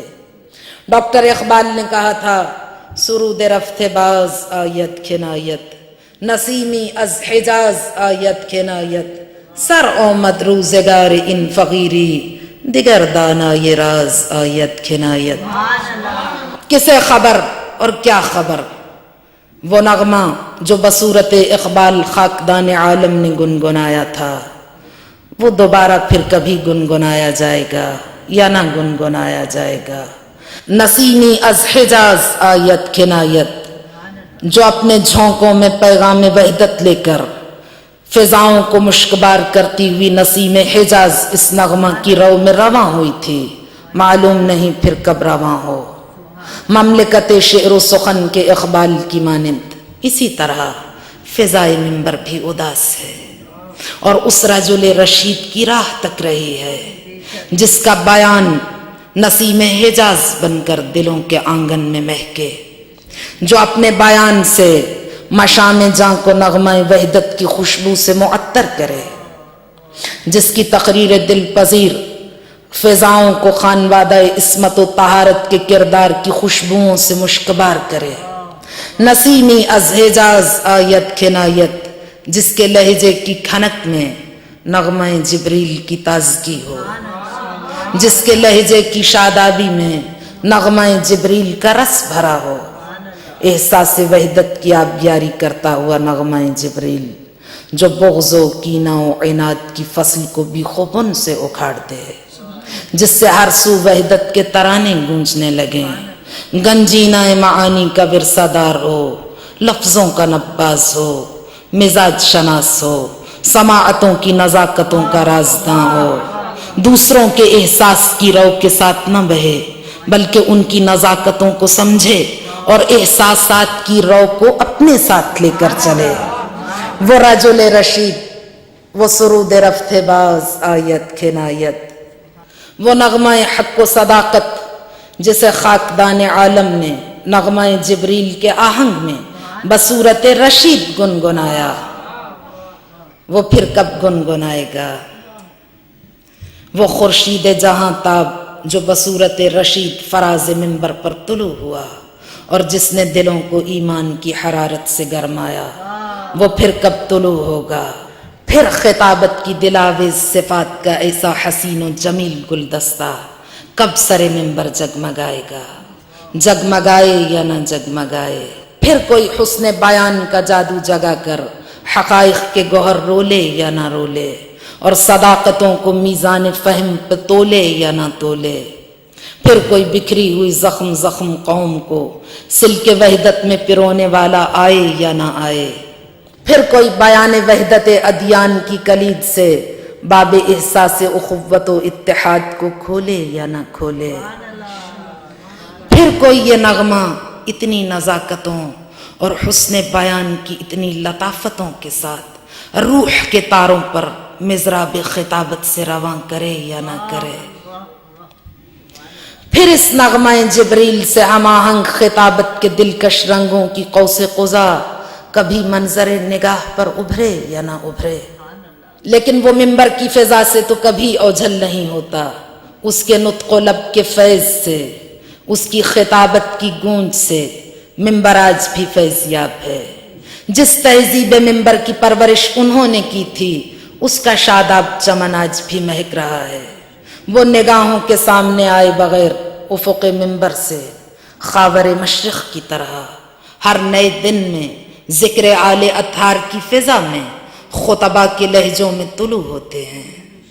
اڑالی قمریوں نے، طوطیوں نے، عندلیبوں نے، اڑالی قمریوں نے، طوطیوں نے، عندلیبوں نے، چمن والوں نے مل کر لوٹ لی طرز فغاں میری۔ ان کے لہجے کا فیض اہل منبر کے لہجوں سے منعکس ہو کر ان کی یاد کو ہمیشہ دلوں میں آباد رکھتا ہے۔ کہنے کو تو وہ امام بارگاہ سجادیہ میں محو استراحت ہیں، لیکن ذکر و فکر کی جن پاکیزہ محافل و مجالس کی آبیاری انہوں نے اپنے خون جگر سے کی تھی، منبر کی فضائیں اس کا پیغام بانٹ رہی ہیں۔ وہ فضائیں جن میں ان کے لب و لہجے کی بو باس موجود ہے۔ آواز آ رہی ہے، میں بعد مرگ بھی بزم وفا میں زندہ ہوں، میں بعد مرگ بھی بزم وفا میں زندہ ہوں، تلاش کر میری محفل میرا مزار نہ پوچھ، تلاش کر میری محفل میرا مزار نہ پوچھ، ہمیں بزم عزا میں تلاش کیا کرو، اشکوں کے چراغاں میں ڈھونڈا کرو۔ ہم سے ملنا ہو تو نہج البلاغہ کے خطبات کے روشن سویرے میں، قرآن کی آیات کی رم جھم کے ماحول میں ہم سے ملنا، منبر سلونی سے رواں ہونے والی آبشار فصاحت و بلاغت کے ترنم میں ہمیں تلاش کرنا، اور بقول حافظ ہرگز نہ میرد، ہرگز نہ میرد ان کے دلش زندہ شد بے عشق، سب تھست بر جرید یہ عالم دوام ما،